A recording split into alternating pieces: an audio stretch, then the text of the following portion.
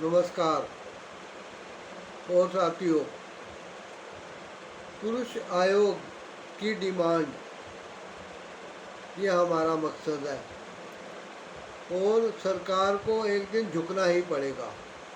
देखें कब तक वो स्त्री और पुरुषों में भेदभाव बनाए रखेंगी। अगर कानून की नज़रों में ऊपर से नीचे तक सब एक समान है तो स्त्री और पुरुष में अंतर क्यों? स्त्रियों की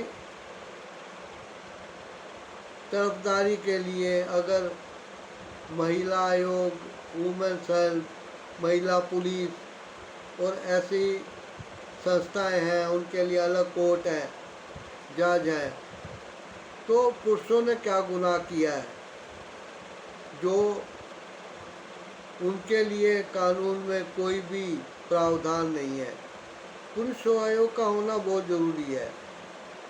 अभी क्या था कि बीच में एक अभियान चला था, मी टू, #MeToo, आपने देखा ही होगा। तो उस टाइम कुछ महिलाएं जो कि सालों से चुप थीं, अचानक मुखर हो गई और टीवी चैनलों पे आके, अखबारों में या किसी स्टेज पे मीटिंग में वो अपने साथ पुरुषों द्वारा किए गए दुर्व्यवहार के बारे में बताने लगी। यहाँ तक कि अनूप जलोटा इत्यादि सेलिब्रिटीज़ के लिए भी ये कहा गया।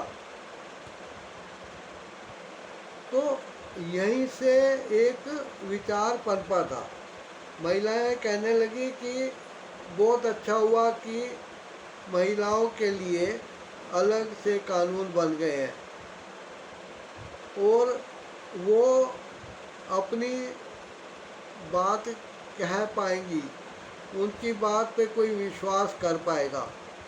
और क्योंकि पुरुष प्रधान समाज है तो पुरुषों की ज़्यादा चलती है, लेकिन यह बहुत गलत बात थी।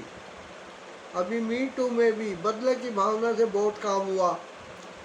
अभी कई लड़कियां जो हीरोइन बननी चाहती थी और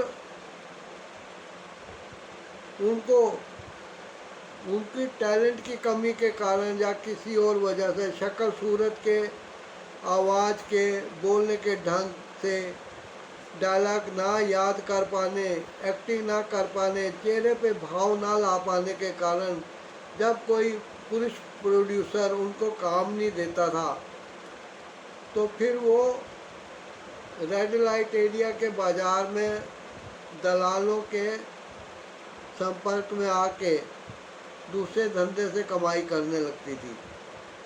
लेकिन जैसे ही इनको पता लगा कि महिलाओं के लिए सरकार ने सुरक्षा कानून, सुरक्षा कवच बना दिया है, तो अब वो उन घटनाओं को लेके झूठी मूठी कि मुझे उसने कहा था कि तुम रात को मेरे बंगले पे आ जाना, रात तुम्हें मेरे बात बतानी है और मैं तुम्हें एक दिन चमकती हुई हीरोइन बना दूंगा, ऐसे ऐसे ब्लेम लगे।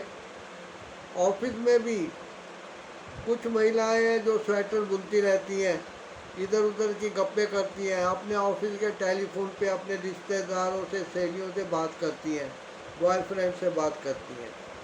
लेकिन जो कोई मैनेजर, पुरुष मैनेजर या मालिक वगैरह या कोई सुपरवाइज़र या उन्हीं के साथ बैठने वाला कोई असिस्टेंट या क्लर्क उनको ऐसा करने से मना करता था तो उनको बहुत बुरा लगता था, उनके अहम पे चोट लगती थी।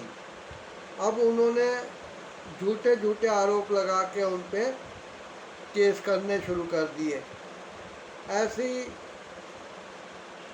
शादियों के बाद अपने सज्जन पति, बढ़िया ससुराल, सास ससुर और इज्जत और प्यार करने वाले भाई बहन जैसे देवर देवरानी वाला या नंद द्वारा नंदोई इत्यादि पे झूठे आरोप लगाती हैं और जो कुछ वो आज तक कमा नहीं पाई, वो इस तरीके से वो अपने मुआवजे के रूप में क्लेम करती हैं। और कोर्ट भी उन कानूनों के दायरे में बंधा हुआ है। उसने यस सर ही कहना है, यस मैडम ही कहना है, तो वो स्त्री पक्ष की तरफदारी ही करेगा। अभी कानून की देवी के हाथ में जो पड़ रहा है, उधर महिलाओं का पलड़ा नीचे है और पुरुषों का कम तोल की तरफ ऊपर जा रहा है, जिसमें कोई भार नहीं है। तो लोग तो यही कहेंगे कि कानून की देवी का पलड़ा तो महिलाओं की तरफ न्याय कर रहा है, लेकिन इस चीज़ का बहुत गलत फायदा उठाया है। ये मी टू अभियान थे, इनके कारण कई लोगों ने आत्महत्या तक कर ली, उनके कैरियर बर्बाद हो गए। डिफेमेशन, मानहानि के चक्कर में वो समाज में दुत्कारे गए। उनके साथी, मित्र, रिश्तेदार, उनका जो नौकरी का स्थान था, ऑफिस वगैरह, वहाँ पे उनको निकालने के बाद कहीं दूसरी जगह नहीं रखा जा सका। इसलिए कहते हैं कि पुरुषों को अपने लिए पुरुष आयोग का गठन कराना बहुत ज़रूरी है। इसलिए जंतर मंतर पे हम लोग जब इकट्ठे होते हैं तो वहाँ एक स्ट्रेंथ है, एक पावर है, सेंटर पॉइंट है। वहाँ एक जनरेटर है, बिजली सरकार की तरफ से ऑफ की गई है कानून की, और वहाँ पे एक जनरेटर है जिसमें डीजल, पेट्रोल इत्यादि डालने की ज़रूरत है। जिस दिन उसमें पेट्रोल डल गया, उस दिन वो जनरेटर चल पड़ेगा। आशा करता हूँ आप उम्मीद नहीं छोड़ेंगे और मेरे इस चैनल को सब्सक्राइब करेंगे, वीडियो को लाइक, शेयर और कमेंट करेंगे और आने वाले वीडियो के इंतज़ार में रहेंगे।